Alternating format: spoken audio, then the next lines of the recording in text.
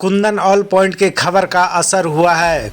उत्क्रमित मध्य विद्यालय फरसा का न्यूज चलाने के बाद प्रखंड शिक्षा प्रसार पदाधिकारी पहुंच गई विद्यालय।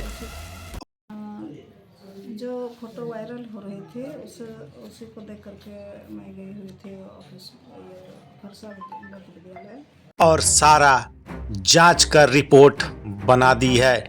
क्या कुछ है मामला हम आपको बताते हैं।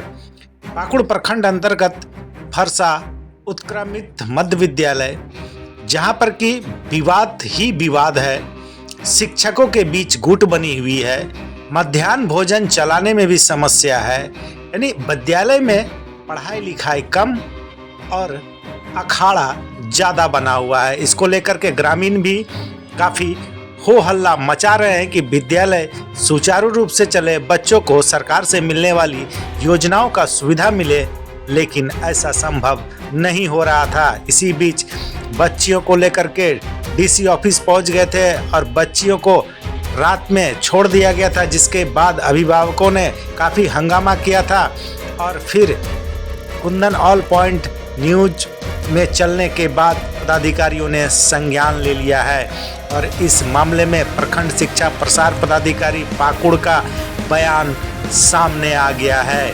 क्या कुछ कह रही है हम आपको सुनवाते हैं, खुद ही सुने।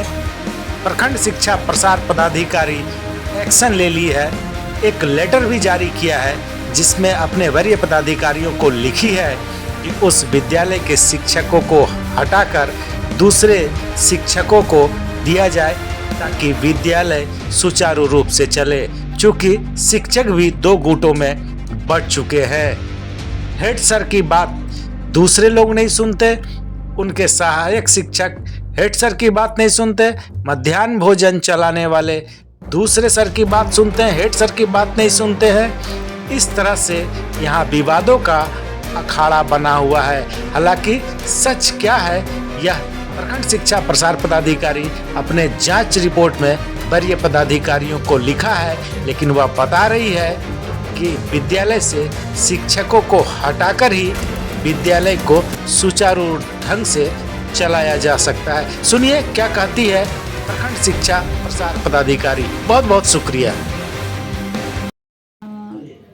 जो फोटो वायरल हो रही थी उसी को देख करके मैं गई हुई थी ऑफिस फरसा मध्य विद्यालय। बच्चों से पूछताछ किया गया। बच्चों से पूछताछ के क्रम में बच्चों ने स्वीकारा कि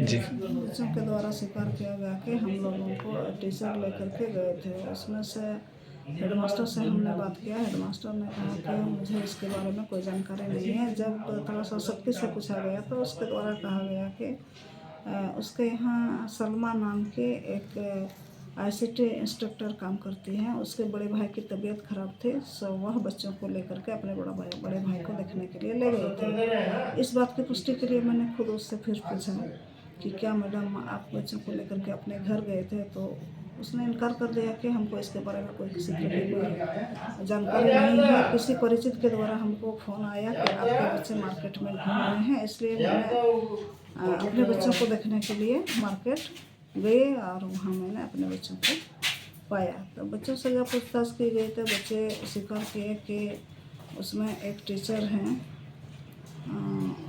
जहीरुल इस्लाम और दूसरा है शहीदुल। दोनों सभी बच्चे ने कहा कि कुछ बच्चे हम लोग टोटो से गए हुए थे।